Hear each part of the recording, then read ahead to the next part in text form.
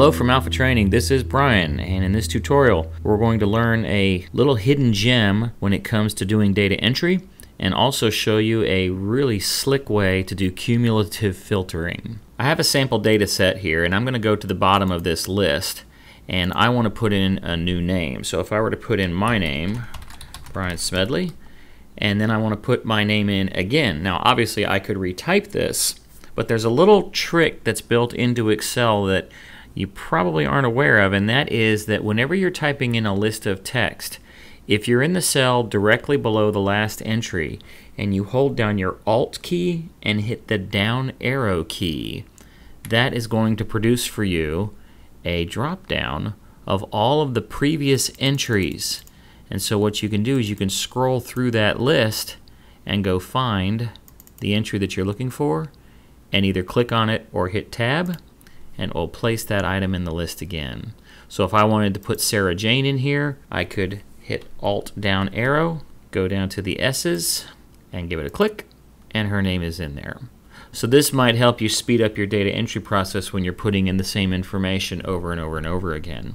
And let me show it to you in another location, something that's not as massive as this list of names here, but something where you have a much shorter list, like in this case of these products. If I do an Alt down arrow, and then I can just say, okay, I want to have rowing machines, and then I could go to the next cell, Alt down arrow, and give me basketballs. Go to the next cell, Alt down arrow, and I want gloves.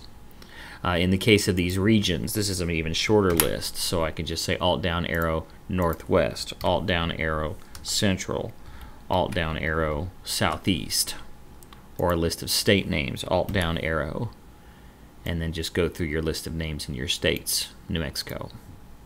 So that's that trick. Now there is a little caveat to it, and that is that that only works for columns. It does not work across rows. So if I started a new column over here and I put Bill, Fred, Jane, I can now do that Alt down arrow and I will see Bill, Fred, and Jane. But if I try to do that across a row, Bill, Fred, Jane, and I do an Alt down arrow, I'm just going to get an empty box. So you can't do that across rows. The other limitation is that if a column has dates or numbers in it and you do an Alt down arrow, again, you're just going to get an empty box. It doesn't work with dates or numbers. It only works with text. And you have to be directly below the last entry. If you have a skipped row between your last entry and your new entry, the Alt down arrow is going to give you nothing. So it only works for text, and you have to be in the very next cell. But it is a nice little shortcut when you have these lists where you're typing the same thing in over and over and over again. The next trick has to do with our filters.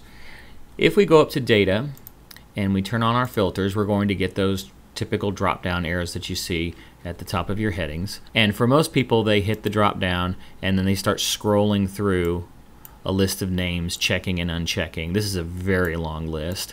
Let's look at a shorter list like region. And so I can take this list and I can check and I can uncheck whichever ones that I want. Now at some point you figure out that there's this really cool search feature.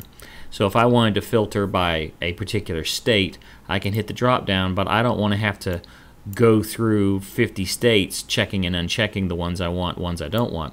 So let's just say I wanted Tennessee. I can type in TE, and at that point I've got Tennessee and Texas. I'll do one more letter, TEN, and I've got it down to Tennessee, and I can hit enter, and I have filtered just for Tennessee. I could go back to my drop down, click in my search box, and I could type in CAL. I have California, I hit enter, and now I have just California. But what if I wanted to do Tennessee and California? Well, every time I go up here and I type in a new state like Tennessee and hit enter, I'm replacing the previous filter. What I want to do is I want to add them together. So I want this to be an additive process. So I've gone up here, I've searched for Tennessee, I come back to the search box, I type in CAL for California, but instead of hitting enter, I'm going to click this box that says add current selection to filter and then hit OK, because now that will keep my previous search and I get to add the new one. So I now have Tennessee and California. If I go back to my search filter and I type in MAS for Massachusetts and hit add and then OK, Now I have California, Massachusetts, and Tennessee. So whenever you are filtering by compound items, search for the first one, execute it, but then search for the second one, and then check the Add Current Selection to Filter, and it will become cumulative.